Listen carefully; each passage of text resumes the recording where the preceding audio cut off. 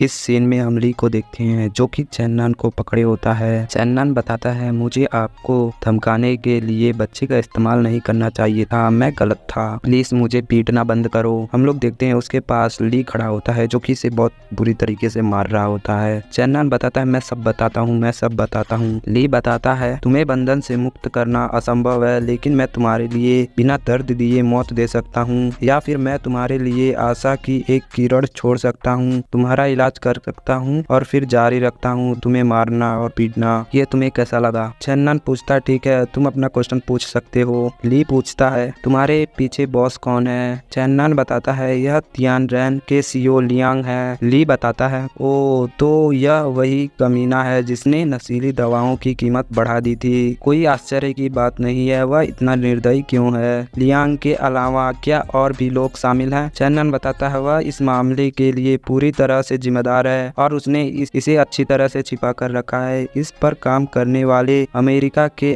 अलावा यहाँ तक कि अपनी कंपनी के हेड ऑफिसर को भी इस बारे में नहीं पता। उनका हाल ही में कंपनी में वाइस प्रेसिडेंट के साथ मतभेद चल रहा है और वह इस मामले का उपयोग अपने अधिकार को और भी ऊंचा उठाने के लिए करने की योजना बना रहा है। वह हेडक्वार्टर को प्रभावित करना चाहता है और अदर ऑफिसर को दक्षिण शहर से बाहर निकालना चाहता है। ली अपने मन में सोचता है हेडक्वार्टर तो तियानरेन फार्मास्यूटिकल कंपनी दक्षिण शहर पर एकाधिकार रखने वाली कंपनी है, एक बड़े समूह की ग्रुप। ली उसे एक पंच मारता है और बताता है जागो, क्या लियांग ने इस मामले की सूचना हेडक्वार्टर को दी है? चेन्नन बताता है नहीं, उसने ऐसा नहीं किया। ऐसा लगता है कि लियांग तियान इस मुद्दे को हेडक्वार्टर तक ले जाने की हिम्मत नहीं करता। उस वाइस प्रेसिडेंट को जानकारी लीक करने से उसकी योजना विफल हो सकती है। खबर अभी तक नहीं फैली है, इसलिए इस मामले को सुलझाना मुश्किल नहीं होगा। ली बताता है मुझे लियांग से मिलना चाहता हूँ। फिर हम लोग एक फोन को देखते हैं जिस पर कॉल आ रही होती है, जिसे लियांग उठाता है और पूछता है क्या मिशन पूरा हो गया? सामने से व्यक्ति कहता है हाँ, हमने लक्ष्य को नियंत्रित कर लिया है, लेकिन लक्ष्य कुछ भी बताने से पहले आपको देखना चाहता है और आपसे बात करना चाहता है। लियांग बताता है यदि तुम इतनी छोटी मामले को भी नहीं संभाल सकते और चाहते हो कि मैं उसे व्यक्तिगत रूप से उसे मिलूं, तो तुम लोग बिल्कुल बेकार हो। सामने वाला व्यक्ति कहता है मुझे माफ करना। वह बहुत चुपचाप रहता है, हमने इस प्रक्रिया में कुछ अपने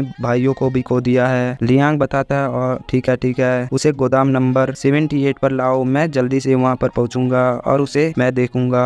फिर वह पर्सन फोन को काट देता है। लियांग अपने फोन को पटकते हुए कहता है धिक्कार है, तुम्हारी हिम्मत कैसी हुई सबसे पहले फोन काटने की? लियांग बताता है जैसे ही मैं हेडक्वार्टर में जाऊंगा तो मैं तुरंत तुम्हारी जगह लूंगा। फिर वह वहाँ से चला जाता है। फिर हम लोग देखते हैं यह कॉल ली ने लगाई होती है। पीछे से जियाओ तियान बताता है धन्यवाद बॉस ली, धन्यवाद। ली बताता है चेन्नन एक कमीना है, मैं उसे नहीं छोड़ूंगा। फिर वह लोग वहाँ से चले जाते हैं। हम लोग देखते हैं जियाओ तियान चेन्नन को पकड़े हुए, जियाओ तियान किसी पर्सन को पकड़े हुए आ रहा होता है और इधर से लियांग जियाओ तियान के डैड को पकड़े हुए होता है। लियांग बताता है यहाँ सिर्फ तुम ही क्यों हो? चेन्नन और बाकी सारे लोग कहाँ पर हैं? जियाओ तियान बताता है दूसरे लोग कार में हैं और उनमें से बाकी कई सारे लोग घायल हैं। बड़े भाई नान्ने को पेट में दर्द हुआ और वह शौचालय गए हैं। उन्हें डर था कि आपको इंतजार नहीं कराना चाहिए, इसलिए उन्होंने मुझे पहले यह बात लाने को कहा। फिर लियांग उस पर्सन को देखकर हंसते हुए बताता है उसे देखो,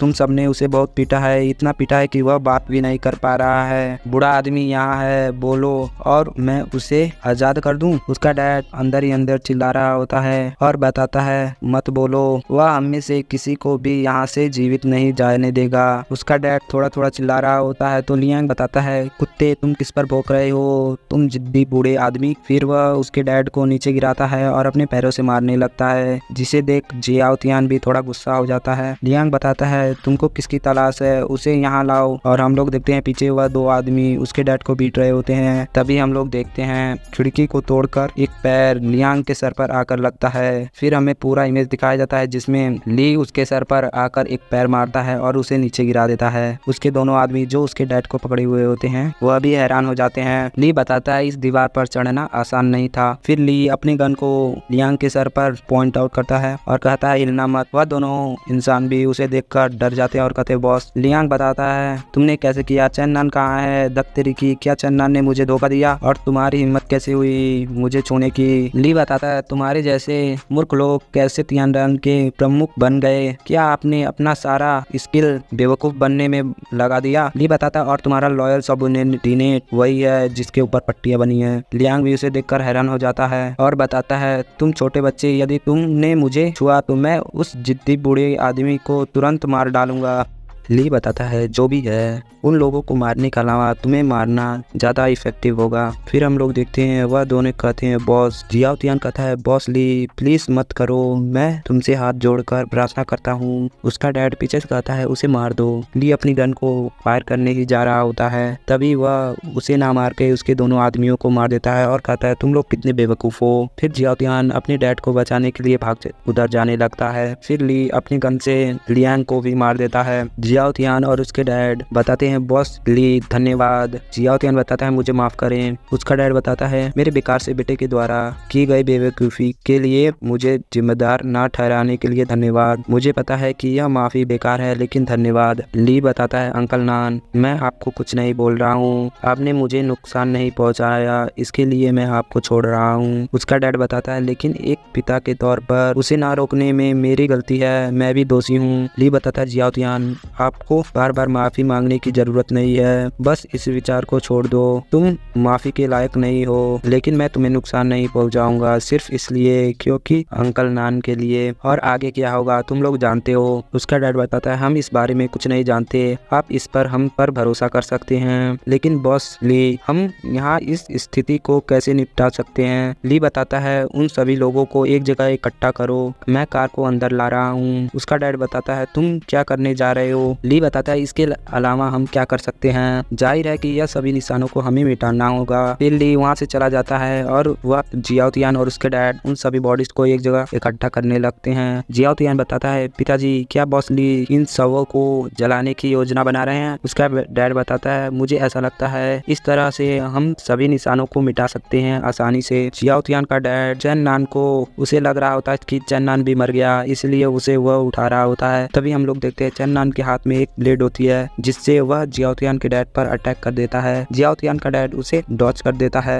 लेकिन चैन नान उसके पैर पर अटैक कर उसे चोटिल कर देता है और बताता है तुम इसे चकमा देने में कामयाब रहे। हम लोग जियाओ तियान को देखते हैं जो कि कहता है डैड। चैन नान अपने हाथ में एक कांच को पकड़े हुए कहता है खैर मैं वैसे भी एक मौत के रास्ते पर हूँ, अपने साथ किसी और को खींच लेना यह कोई बुरा सौदा नहीं है। फिर वह उसके डैड पर अटैक करता है लेकिन जियाओ तियान अपने डैड के सामने आ जाता है और उसे वह अटैक लग जाता है। तभी हम लोग देखते हैं उसका डैड भी काफ़ी तेज चिल्लाता है। अगले सीन में हम लोग देखते हैं ली अपनी कार से चैन नान को टक्कर मार देता है और उसे दूर फेंक देता है और एक दीवार के साथ ले जाकर उसे टकरा देता है। ली अपनी कार से नीचे उतरता है और जियाओ तियान के पास आने लगता है। जियाओ तियान बताता है बॉस ली मेरे पिता सही थे, मैं बेकार इंसान हूँ, मैं एक अच्छा इंसान नहीं बन सका और मैं एक बुरा इंसान बनने की हिम्मत की मैं अपने स्वार्थ के कारण अपने पिताजी को खतरे में डाल दिया, मैं इसका हकदार हूँ, आखिरकार मैं आराम कर सकता हूँ। एट लास्ट मेरे लिए हानान को धन्यवाद देना। फिर जियाओ तियान ली को कुछ कैंडीज दे देता है और बताता है यह कैंडीज हानान को दे देना। फिर वह वहाँ पर मर जाता है। उसका डैड उसे मरते हुए देखकर वहाँ से खड़ा होता है और उस कांच को उठाता है और चैन नान की ओर बढ़ने लगता है। फिर वह चैन नान के पास जाकर उस कांच से उसे भी मार देता है। फिर हम लोग अगले सीन में देखते हैं कि वह सब उस गोडाउन को आग लगाकर बाहर निकल रहे होते हैं ली और जियाओ तियान के डैड। फिर वहाँ से सीन चेंज होता है और हम लोग रैन को देखते हैं। एक पर्सन आता है और बताता है जनरल रैन कुछ बड़ा हुआ है। रैन बताती है क्या हुआ है, घबराओ मत, शांति से बताओ मुझे धीरे धीरे। वह पर्सन बताता है लियांग तियान्युक वह मर चुका है। रैन पूछती है क्या तुमने उसकी पहचान की है? फिर वहाँ से सीन चेंज होता है और हमें एक डॉक्टर को दिखाया जाता है। वह बताता है हालांकि शरीर पूरी तरह से जल गया है, हम दांतों के अंदर से डीएनए निकालने में कामयाब हो गए। वे लियांग तियान्युक और चैन नान है। जेनेटिक डेटाबेस पे हमें और कोई निशान नहीं मिला है और रिपोर्ट में भी किसी के लापता होने का कोई सूचना नहीं दी गई है। अब हमारे पास पर्याप्त पुलिस बल नहीं है, इसीलिए हमें आगे की जांच नहीं कर सकते और यह भी नहीं बता सकते कि यह मर्डर है या फिर नहीं। रैन बताती है इससे कोई फर्क नहीं पड़ता, यह हत्या है या दुर्घटना। डॉक्टर बताता है यह हत्या थी। उनमें से कई लोगों के शरीर में गोलियों के टुकड़े मिले हैं और साथ ही में एक पर्सन पे गाड़ी के कुछ टुकड़े मिले हैं। यह बेसिकली चन्नान की बात कर रहा होता है और बताता है उसे मार डाला गया है, फिर उसे कार में इकट्ठा कर जला दिया गया है। चन्नान उस कपड़े को हटा रही होती है और उस बॉडी को देखती है। वह डॉक्टर बताता है उनमें से कई लोगों को मृत्यु से पहले काफी बार टॉर्चर किया गया है। चन्नान अपने मन में सोचती है ऐसा लगता है कि किसी ने काफी क्रूरता से उन्हें मारा है। मैं नहीं जानती कि वह व्यक्तिगत रूप से लियांग तियानयुक को निशाना बना रहा था या नहीं। यदि वह तियानरुक को निशाना बना रहा था तो यह अच्छी बात है। यदि यह पहले जैसा है तो मैं आज रात रेड वाइन की 2 बोतलों के साथ जश्न मनाऊंगी, लेकिन अगर यह बात नहीं है तो वह फिर मेरा भी दुश्मन है।